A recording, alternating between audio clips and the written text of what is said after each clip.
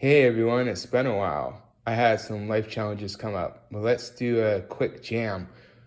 I'm gonna do an ad hoc live jam. I'm getting ready for a get together and I wanna kind of jam, practice up some little techno house stuff. Got my kick drum, Jomox is so awesome. And I got one of my favorite modules, Platts going, and I got a sequence for aircraft synths and with eloquencer for the drums. Let's get started.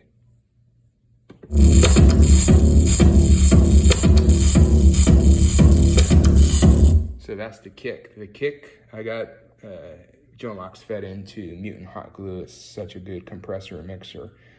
And then I have my, I'm not using claps, I'm using a snare, Mutant snare, love this module, Mutant hi-hats module. And for, I also have this patch, but I'm not using it right now. Platts is doing a job. Such a good module.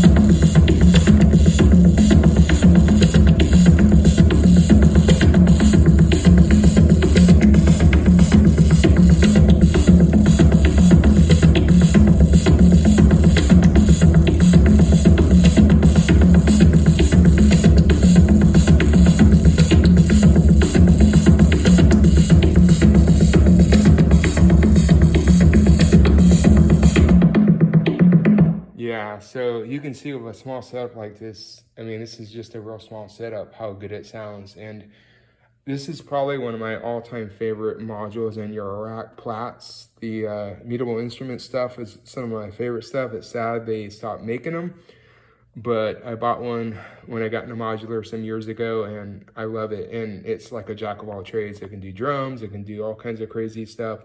It's a god tier Euro rack module. And just with that, and with the kick drum and the mutant snares and modulation, so I have some modulation going from Div Kid. I like his LFO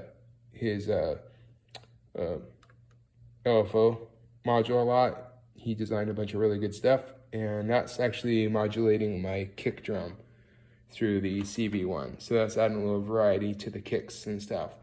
And Joe Mox is probably one of my favorite kick drums. So if we just pause the sequencer for now. So I like Erica Synths too. It's a really good sequencer. It's pretty easy to use. I haven't used it in a while, so getting back into it, but it's super awesome to use. It's close to what Electron provides, but a little more features. And I have it clocking my drum sequencer, so that way they're in sync.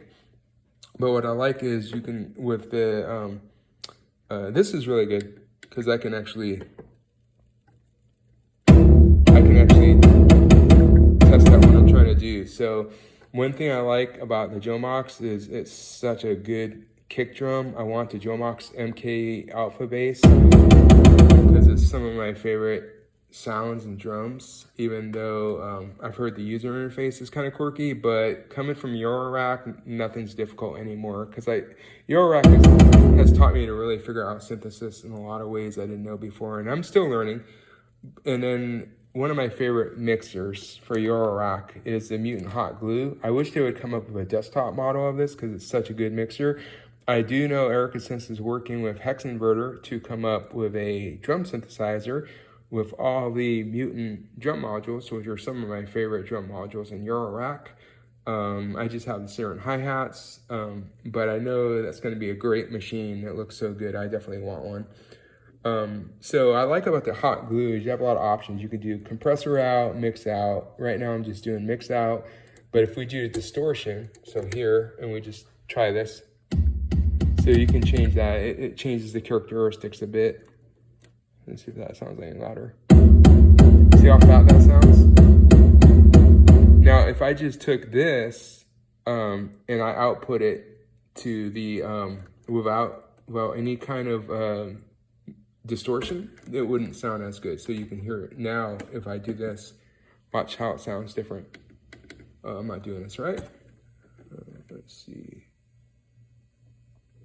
if I can patch this correctly. I'm not doing it right. But anyways, I digress. I'm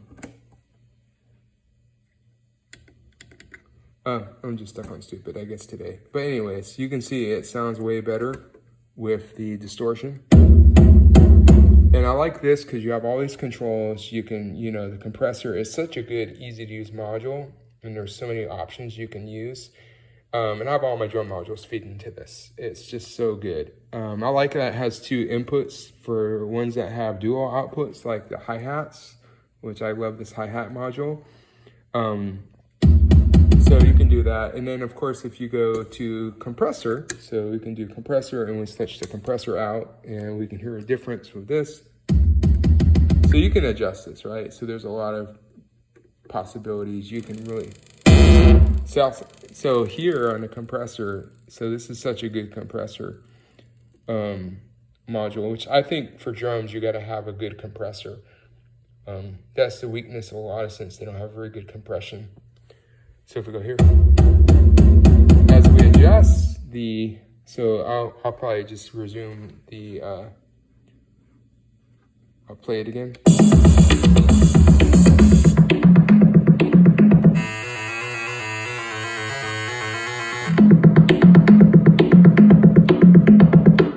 Okay, so that I had it going.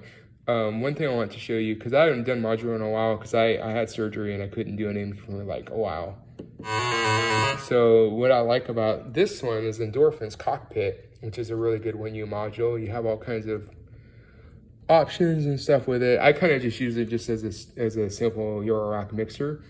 But so in the other voice I have set up for the get together I'm gonna go this month and play is my Dofer VCO and SEM. I like this. These are really simple and good. Get some nice dirty bass. Get some good like proper type bass. And it's good melodically too. So that's really good. So I have that as a voice too, but honestly, with just plats and the drums, I don't need anything else for house techno. And this is like a really good small setup. I have a 4U setup I use too, but I haven't used this in a while, and this has got the best kick drum in any synth I've ever played. So kick drum is so important, so I'm gonna use the best kick drum I have to showcase Euro rack and stuff. So yeah, so it's really dirty and really good. And I'm gonna turn the levels down to the other drums. Really what I wanna show is, I wanna show kind of like the differences, because this is just such a good kick drum. And there's other presets and stuff, like accents and stuff like that. But honestly, I just want to basically, I mean, I'm still going through this. There's a lot to the documentation on this module. But it's so good just out of the box when you feed it to a compressor. And I'm not using accents. I don't really need them right now for my kick drum. But it's just so good. It sounds just so good, just so fat. And that's kind of tame. Like, that's kind of tame. But if you adjust it with the compression, like if I crank the compression weight up, I'm not using distortion, so I don't care about that.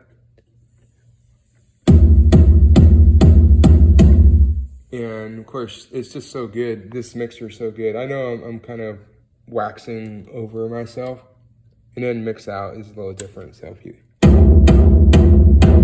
I'm trying to decide if I like mix out or compress out. So it's compression out and mix out button are really good. So compression out doesn't sound good unless you really crank the compression up. Like, let me crank it up. But it depends what kind of kick drum you're going for. If you're going for a loud, there you go. So actually what I found, so yeah, it's actually interesting. Mix out is just compression, but I mean, mix out is everything. Compression is just that. But if you really crank these up, you can get that fat. So if I resume the sequencer again,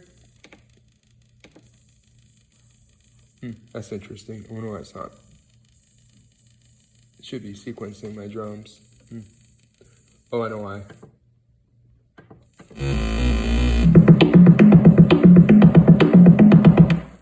Let's see. What am I doing wrong?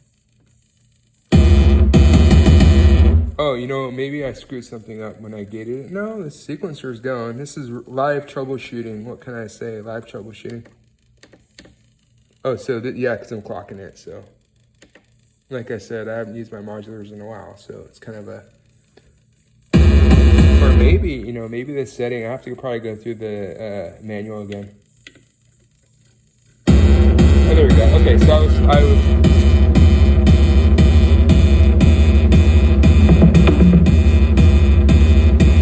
I'm stupid. So I was screwing around with the Joe Max settings, which is why it wasn't sequencing. But that's fine. I mean, it's still fairly easy to use because I haven't used it in a while, so it's still fairly easy to use. I mean, and like I said, this is kind of like a practice jam session for me. But you can see the differences. Like if I just change a few things, so if I play it,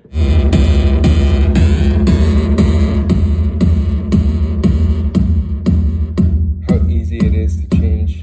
That's compression. And so I have it here on compression out, and it's on mix out. We'll give everything. Ratio.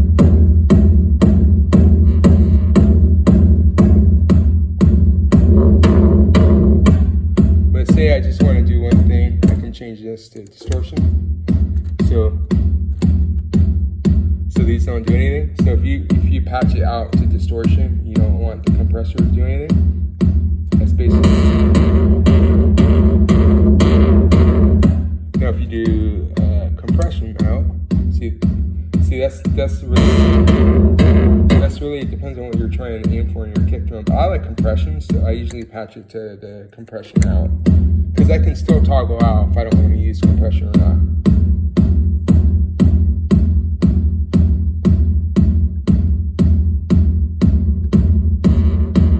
I do like that crunchiness.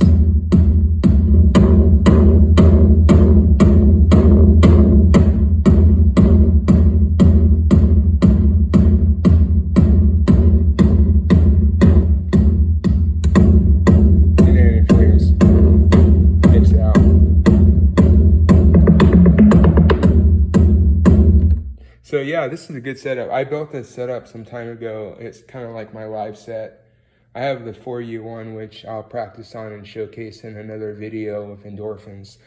But I think I like the combination of individual drum modules versus a drum synth module, because it seems to allow you to have more flexibility. Like this is a God tier Eurorack bass module. And then I haven't used this clap module. Tip Top is pretty easy to use. I don't use clap a lot in my music. So yeah, so that's basically, I'm finding out you only need 3 or 4 drum voices for most music. I don't use congas or toms very often. If I was doing kind of disco, more housey type music, I would use congas and toms more. But really the kick, the snare, and a hi-hat in the clap sometimes is kind of like the bread and butter of drums from my experience so far in synthesis. And so that's probably why I like really good synthesizers. Like Percon's seems limited because it's only 4 voices, but you can modulate it. And this is really what you need for like techno and house. The Ritom is better for house and your Jomox, so those have more voices. But yeah, the Platts is amazing because it does so many things. It's like more than one. It's like a complete mini synth voice in a way. Anyways, hope you enjoyed this video. It's been a long time. Cheers.